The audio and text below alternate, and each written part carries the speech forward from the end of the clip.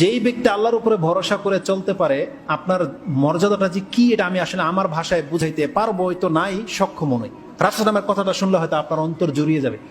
রাসূলুল্লাহ সাল্লাল্লাহু আলাইহি সাল্লাম বলেছেন, আমার উম্মতের মধ্যে এমনও 70,000 ব্যক্তিরা আছে যারা জান্নাতে যাবে এমন অবস্থায় যাদেরকে আল্লাহ জিজ্ঞেসই করবে না তুমি কি করেছো, বিনা হিসাবে বিনা শাস্তিতে জান্নাত পাবে। এমনও 70,000 লোক এই উম্মতের মধ্যে আছে। আরেকটা বর্ণনায় আসছে প্রত্যেক একজনের সাথে আরো 70,000, তার মানে প্রায় 4,90,00,000 বা এরকম সামথিং কিছু হবে, যাদের মর্যাদা এমন যে আল্লাহ তাদেরকে দেখলে তাদের কোনো হিসাব নাই, বিচারও নাই, বলবে তোমরা জান্নাতি। রাসূলুল্লাহ সাল্লাল্লাহু আলাইহি ওয়াসাল্লাম বলেছেন কারা তারা? রাসূল বলছেন মাত্র 4টা গুণ যাদের মধ্যে আছে। ঈমান তো আছে, তাদের গুণ হলো লা ইয়াস্তারকুন, তারা শরীরে দাগ কাটে না। এর মধ্যে ট্যাটোওয়ালারা পড়ে যাবে, যারা ট্যাটো ডিজাইন করে, পুরুষ মহিলা যারাই আছেন শরীরে দাগ কাটেন, এরা অন্তর্ভুক্ত হতে পারে, এই জন্য সাবধান। কিন্তু জাহিলিয়াতের যুগে তারা লোহার দাগ কেটে শরীরের চিকিৎসা নিত। চেহারার মধ্যে এখনো সুদানের কিছু প্রদেশে আমি দেখেছি তারা কাউমকে পার্থক্য করার জন্য কারো গালে 3টা দাগ, এখানে 3টা দাগ, কপালে দাগ, মানে ছিদ্র করা, কেটে ফেলে দেওয়া হয়েছে। এইরকম দাগ কাটা যাবে না। রাসূল বলেছেন যারা বিনা হিসেবে জান্নাতে যাবে তারা লা ইয়াক্তাউন, তারা দাগ কাটে না।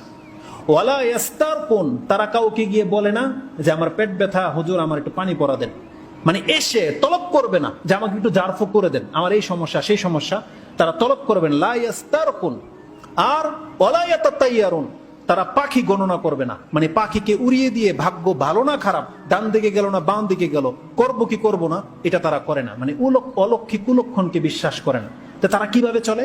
রাসূল বলছেন ওয়ালা রাব্বিহিম ইয়াতাওয়াক্কালুন, তারা কেবলমাত্র তার রবের ভরসায় চলে।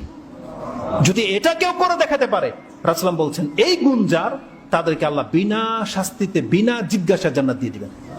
আল্লাহ যেন আমাদেরকে তাদের অন্তর্ভুক্ত করেন, আমিন ইয়া রাব্বুল আলামিন।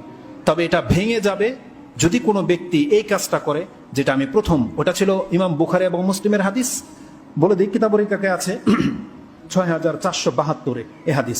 এই মর্যাদা কেটে যাবে যদি কোনো ব্যক্তি এই কাজটা করে, যেটা ইমাম তিরমিজি এবং আবু দাউদ কোট করেছেন। তিরমিজিতে 2055 এবং ইবনে মাজাতে হাদিসটা 3489-তে রয়েছে। সেটা কি?